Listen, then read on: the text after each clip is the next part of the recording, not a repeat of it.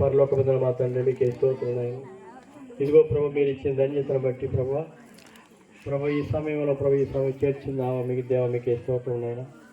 అమ్మగారు ఎన్నో సంవత్సరంలో కష్టార్జితం చేత సంపాదించిన ఈ స్థలం మీ పాఠశాలకు ఇస్తున్నాను. అమ్మగారు ఎన్నోసార్లు మీ విద్యార్థులలో పెద్దగా ఈ స్థలం మాకు ఇచ్చినారు. ఇప్పుడు మీ పాఠశాలలో పెడుతున్నాను. ఇదిగో వీళ్ళందరూ కూడా మీ పాఠశాలలో నిలబడి ఉన్నారు. వారు విజ్ఞాపన చేయించున్నారు దేవా.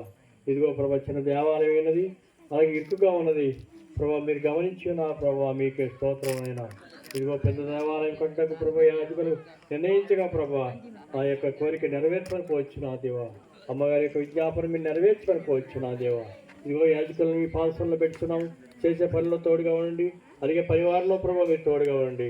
ఇదిగో కార్యక్రమం మొదలుకొని కార్యాంతం వరకు కూడా మీ దీవెన దయచేయమని ఈ దివ్య ఈ సమయంలో మేము మా ప్రార్థనా విద్యాన్ని పాఠశాల చేర్చుకోమని నజరేయుని యేసు నామములో వేడుకుంటున్నాం తండ్రి. ఆమేన్. అలాగే మన మధ్య